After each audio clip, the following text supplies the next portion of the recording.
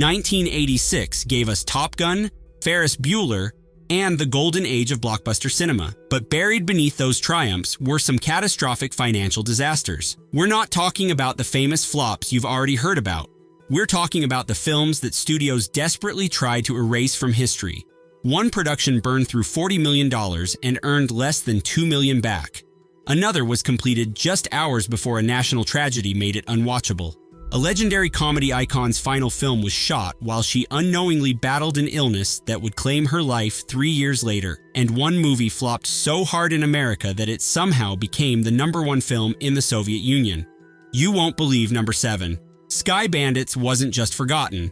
It was obliterated from cinematic memory. This 1986 British production cost $18 million and earned barely $2 million, making it one of the most expensive independent films ever made and also one of the biggest disasters. The premise sounds like a fever dream. 2 Wild West bank robbers get conscripted into World War I, join the Royal Flying Corps, and must destroy a German Zeppelin. Director Zoran Perisic was the Oscar-winning visual effects artist who invented the technique that made Christopher Reeve fly in Superman.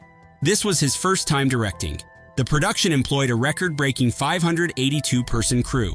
Galaxy International released the film across 1,335 theaters, hoping saturation would compensate for the complete lack of star power. Roger Ebert gave it 1 star, writing that the design of the airplanes was its single, lonely, redeeming facet. Today, Sky Bandits exists as a curiosity on streaming platforms, watched by essentially no one. It remains one of the most thoroughly forgotten expensive productions of the decade. But if you think $18 million down the drain is bad, the next entry lost even more while featuring one of the greatest casts ever assembled. Power featured Richard Gere, Gene Hackman, Julie Christie, and a pre-stardom Denzel Washington, all directed by the legendary Sidney Lumet, and somehow nobody saw it. The 1986 political thriller cost between $14 and $16 million and grossed barely $4 million. Gere plays a ruthless political media consultant who suspects his newest client has dark secrets. The film was eerily prescient about image over substance campaigns and media manipulation. Burt Reynolds was originally cast but withdrew due to complications from a jaw fracture sustained during city heat. At its Sundance premiere, projectionists showed the reels out of order. 84 minutes in, the screening had to be stopped entirely.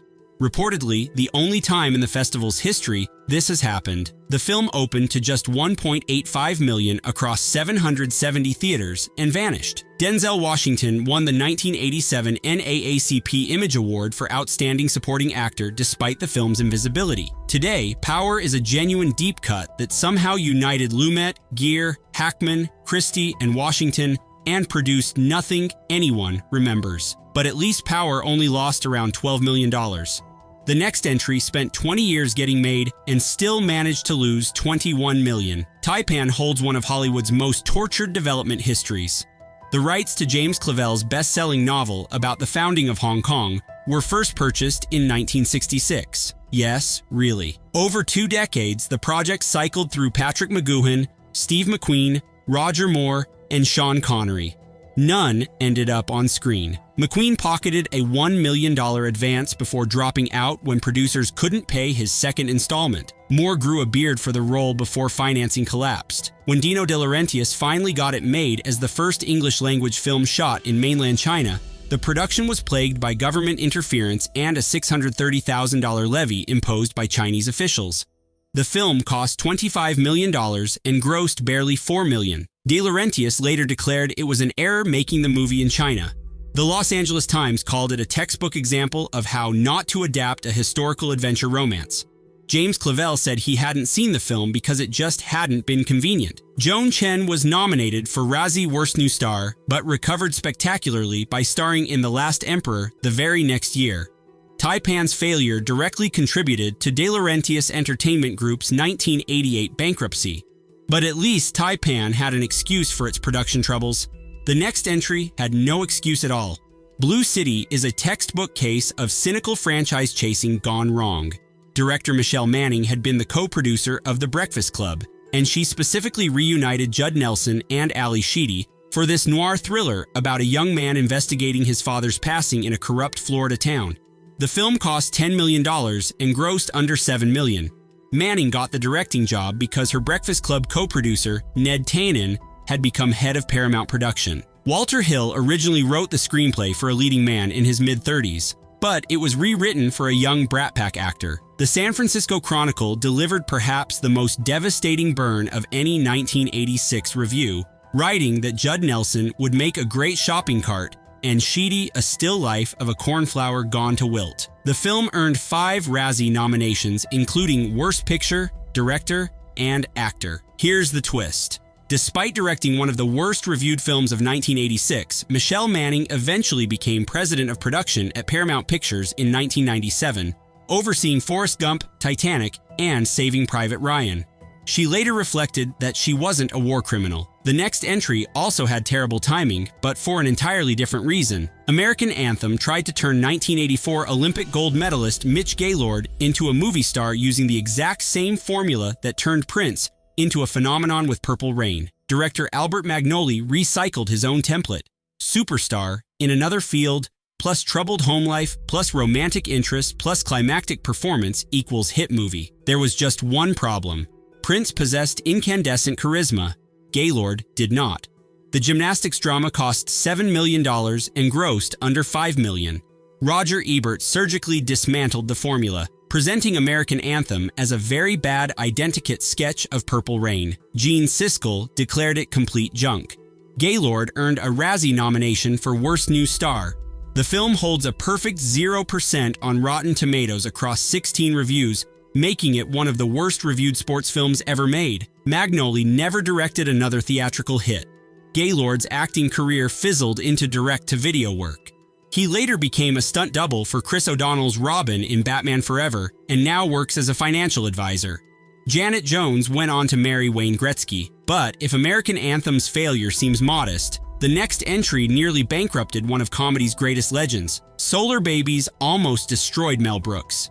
In a post-apocalyptic future where water is controlled by a totalitarian government, orphan teenagers who play a roller skating sport called skateball discover a magical glowing orb and escape across the desert on roller skates. That is the real plot, and it cost $25 million. The project began as a scrappy $5 million concept. Brooks was convinced it had Star Wars-like potential, and the budget quintupled. Heavy rains in Spain destroyed early footage, bitterly ironic for a film about water scarcity. Director Alan Johnson and the young cast fought so bitterly that Brooks had to fly to the set and threaten to fire everyone. Brooks was left $9 million in personal debt. He described the financial devastation with painful candor, saying people were coming to his house and his wife, Anne Bancroft, was asking who these people in the kitchen were. He told her he was just getting more insurance, but really, he was getting a second mortgage on the house. Today, Solar Babies has achieved modest cult status as a so bad, it's good curiosity. Jason Patric and Jamie Gertz went directly into the Lost Boys the following year. Gertz is now a billionaire. Brooks insists Solar Babies is not a failure. But if Solar Babies seems like a bizarre passion project, the next entry makes it look sensible by comparison. Pirates was Roman Polanski's 12-year obsession, and it became one of the biggest financial disasters of the decade. The director first envisioned the project in 1974 with Jack Nicholson as Captain Red. When Polanski pleaded with Nicholson about salary demands, Nicholson reportedly replied with 2 words, "I want more." The project stalled repeatedly through legal troubles and financing failures. By the time cameras rolled in Tunisia, $7 to $8 million of the $40 million budget had been spent on a single prop, the Neptune, a fully seaworthy 63-meter Spanish galleon built by over 2,000 craftsmen. Walter Matthau, then 66, took the lead role. He later admitted he didn't like or understand the script. He said first it was the ship against the pirates, then the pirates against the ship. He didn't think it was funny or adventurous. Critics agreed. One wrote it was the sorriest movie ever to fly the Jolly Roger. The film grossed $1.6 million domestically against its $40 million budget. Make no mistake, this represents the biggest single financial loss on this list. After the catastrophic failure, the Neptune ship sat abandoned in Cannes Harbor for 16 years. In 2002, it was moved to Genoa, Italy, where it operates today as a floating museum. The ship is arguably more famous than the film. But at least pirates found an afterlife for its props. The next entry found its afterlife in the strangest place imaginable. King Kong Lives was a catastrophe in America, and somehow the #1 film in the Soviet Union. The sequel reveals that Kong survived his fall from the World Trade Center and has been kept in a coma for 10 years. He gets an artificial heart transplant, meets a female ape dubbed Lady Kong, and is hunted by the military. The studio knew it had a disaster. When sending screening copies to Siskel and Ebert, they sent letters stipulating critics could show clips on local Chicago shows only if they signed promises not to air them nationally. Both refused. Siskel told viewers to think about it. They couldn't find a single scene they wanted you to see. Here's the twist. When the film was released in the Soviet Union in 1988, it sold 53.6 million tickets, becoming the top-grossing foreign film of the year. At estimated Soviet ticket prices, this represents roughly $44 million in equivalent revenue. The film that was a punchline in America became a genuine blockbuster behind the Iron Curtain. Linda Hamilton said she was absolutely horrified when she saw the final product. But horrified takes on a whole new meaning with the next entry. Club Paradise somehow assembled Robin Williams, Peter O'Toole, Rick Moranis, Eugene Levy, Andrea Martin, and reggae legend Jimmy Cliff into one movie. And nobody cared. Williams plays a retired Chicago firefighter who opens a Club Med-style resort on a fictional Caribbean island. The film cost between $15 and $19 million and grossed barely $12 million. The casting history tells the real story. Director Harold Ramis explained it was intended for Bill Murray and John Cleese, with Murray as the laid-back guy and Cleese as the over-the-top guy. They ended up with Williams and O'Toole, with the polarities shifted. Murray turned down the lead. Cleese dropped out immediately.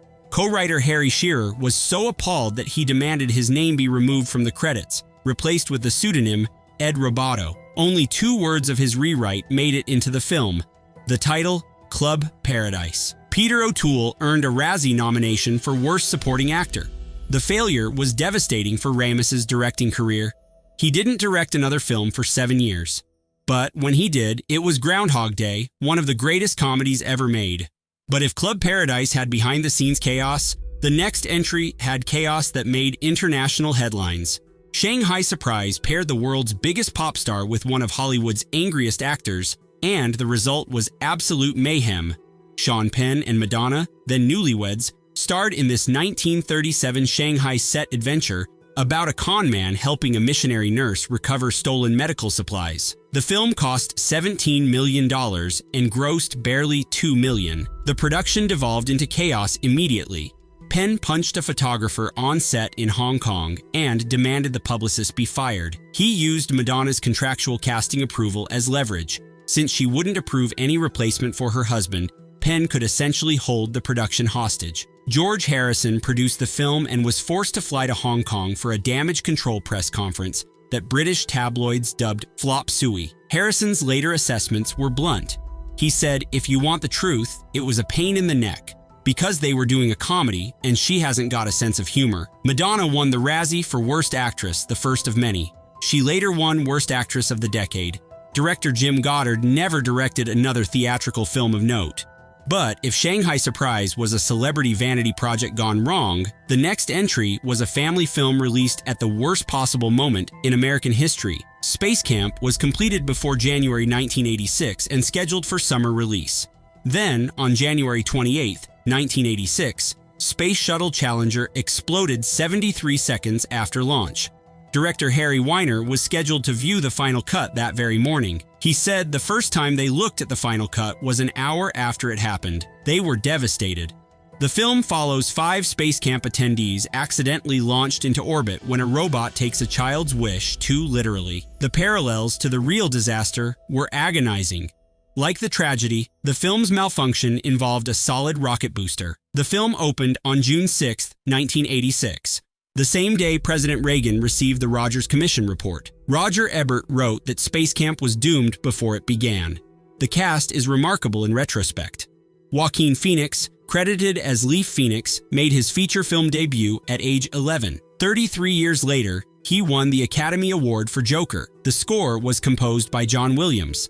The film cost $18 million and grossed under $10 million. Leah Thompson later reflected with genuine emotion, saying nobody wanted to see a film about kids accidentally blasting off in the space shuttle. But since then, people have told her they became physicists because of that movie. The real space camp saw attendance double after release. In 2016, the cast was inducted into the Space Camp Hall of Fame. Sometimes tragedy creates unexpected legacies, but the next entry carries a legacy that's both triumphant and heartbreaking. At first glance, Haunted Honeymoon looks like a lighthearted tribute to 1930s horror comedy.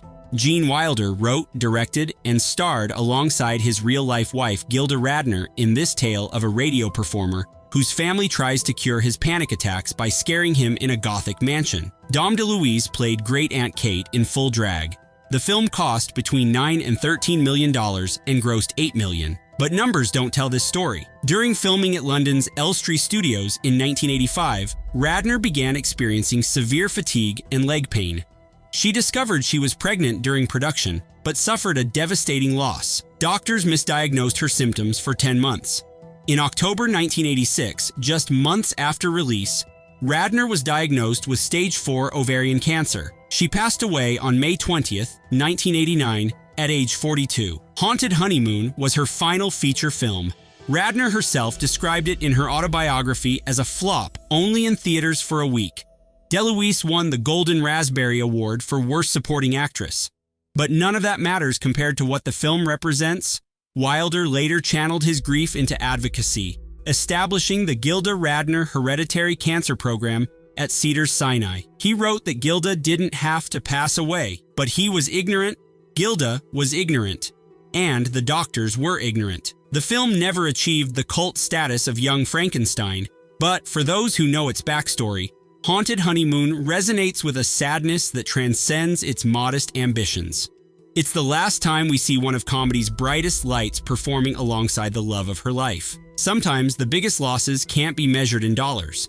12 films, hundreds of millions of dollars. Careers launched, careers destroyed, and legacies forever altered. Some of these productions were undone by hubris, some by tragedy, others by timing so catastrophic it seems almost cosmic. What they all share is the strange truth that failure often teaches more than success ever could. Harold Ramis went from Club Paradise to Groundhog Day. Michelle Manning went from the 0% rated Blue City to presiding over Titanic at Paramount. Joaquin Phoenix went from an uncredited child actor in a flop to Oscar winner. Joan Chen recovered from Razzie nominations to star in The Last Emperor.